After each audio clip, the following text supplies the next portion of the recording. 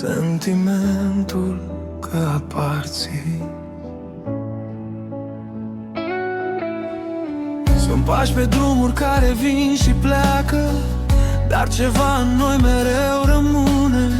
Resete calde lumii în priviri, legături ce nu cunosc despărțiri. Timpul trece, dar nu ia cu el ce trăiește viu în sufletul meu.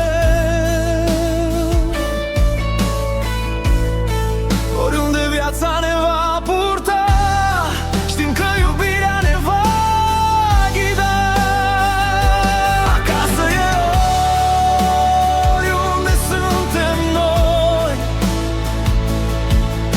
unde inimile bat la fel în toți. Nu ziduri, nu timp, nu depărtare,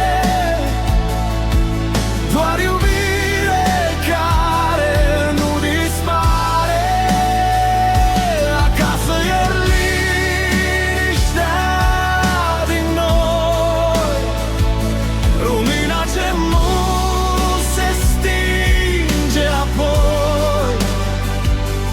Oriunde mergem, oriunde stăm, acasă e locul unde ne avem.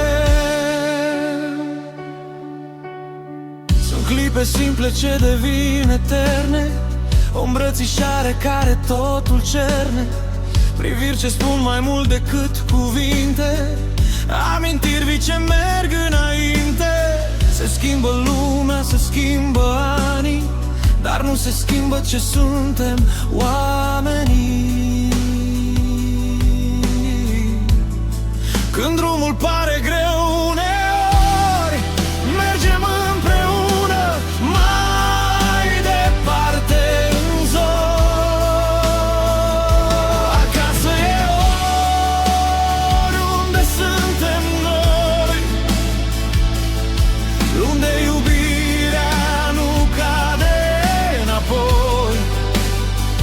Sub același cer, în același zbor, inimile bat într-un singur dor.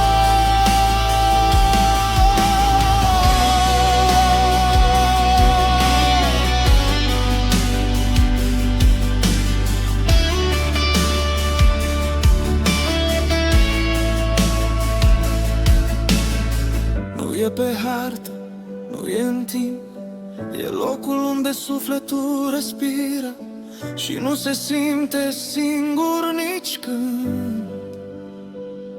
Acasă e oriunde suntem noi, lumina care nu apune apoi.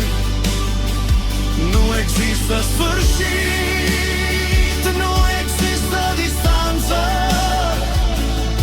când iubirea devine speranță.